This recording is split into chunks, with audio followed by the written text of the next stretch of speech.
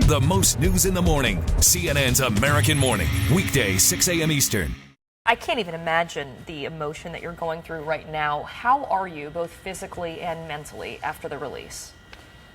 Well, it's hard to explain. I mean, of course I feel grateful. I wouldn't be free if it wasn't for a huge groundswell of support of governments and people all across the world, you know, from Desmond Tutu in South Africa to a homeless woman that I heard about in San Francisco who's been organizing vigils and donating money for us. It's incredible. And I know that those same people are doubling their efforts, and no one's going to give up until Shane and Josh are with us. So I can't imagine what the experience would be like. The one moment be hiking out there in the country, and the next you're in Iran's notorious Evin prison.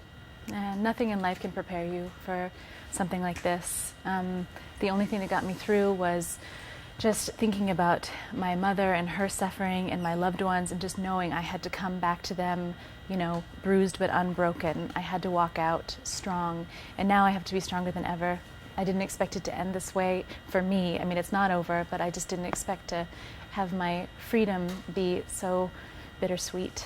Because they're still there, and you, as you said, you know nothing. There's no information coming out. Have you heard anything from the Iranian government or from anyone to give any indication on whether Shane and Josh will be freed? No, I mean, it's always uncertain. There are no guarantees, no assurances. But of course we're hopeful. I mean, this is a good precedent. I was released on humanitarian grounds, and I feel very confident that the Iranian government will extend the same gesture to my fiancé and my dear friend.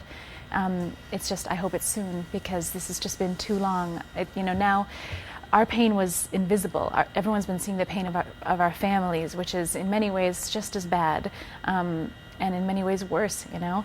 But no one can see your pain when you're in prison. You're invisible. No one, you know, even the guards, when I was streaming down tears, would just slam the door in my face and walk away. And now only I know what Shane and Josh are enduring. I can see them in their cramped little cell, you know, with very little sunlight, and they only get out 1 hour a day.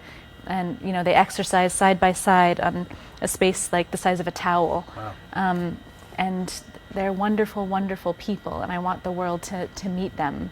We certainly got an idea of what your families were going through, because we had Josh's brother Alex and his mom on a lot. We had your mom on one morning, and we certainly know the pain that they were enduring. But a lot of people have wondered about the pain that you were enduring and how you were treated. I know you've said that some of your captors were nice, some of them not so nice.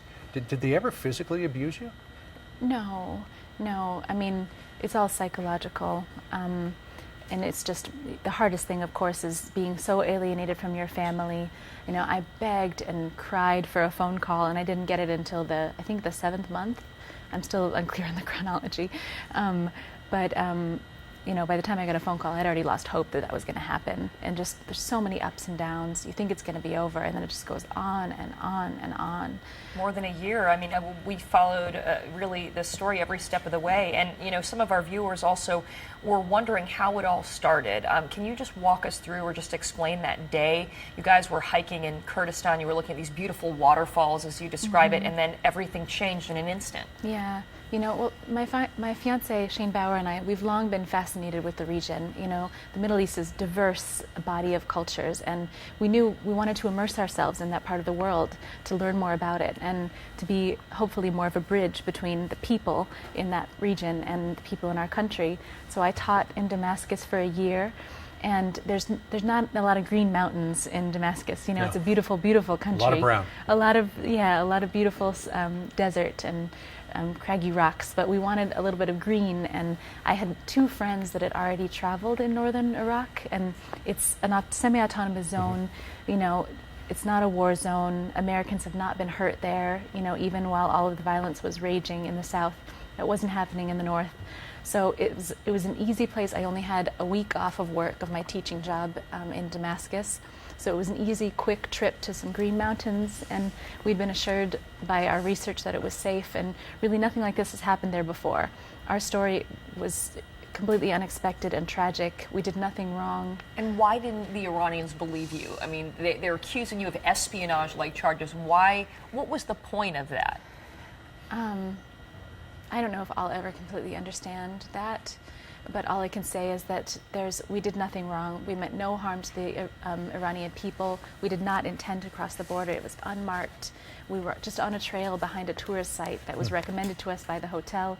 There were hundreds of families there. It's a very popular spot by a waterfall where families picnic. And, you know, I just think it's a huge misunderstanding that has a lot more to do with the problems between our countries than with us as individuals. Yeah, you said at some point you got the idea that, wait a second, this is not criminal here, this is all political. Yeah, unfortunately it's true. And you know, I wouldn't be sitting here if there weren't countless people that really believed in our innocence.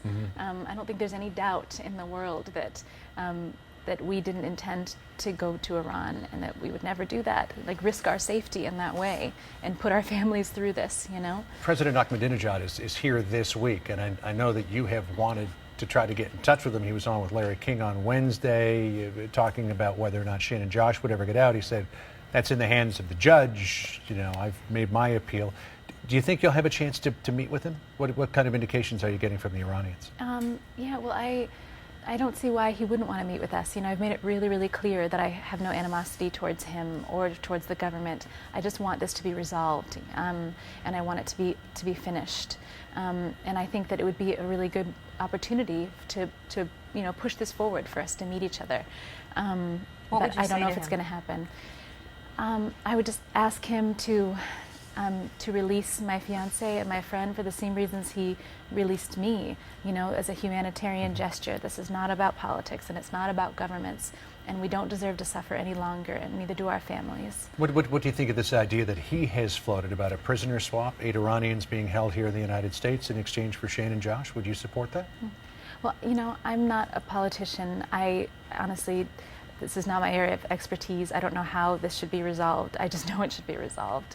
And I just want to continue to emphasize that it's a humanitarian issue, and I hope that it ends in a way that, you know, can move us forward, our country and Iran, and create some kind of a better relationship between us.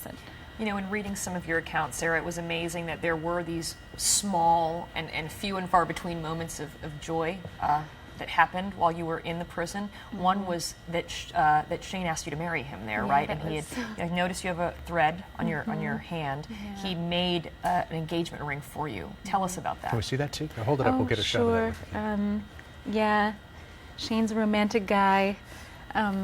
It was just, we see each other an hour a day outside, and Josh stayed in the room so Shane and I could have some time alone.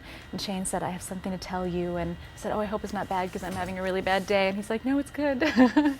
So that was a beautiful moment. And you were planning on asking him if he didn't ask you? I was going to wait till after prison as like a surprise, but he beat me to it. And I was glad because he said this is going to help us get through this because we're going to really be able to believe in our future together, and that's going to sustain us.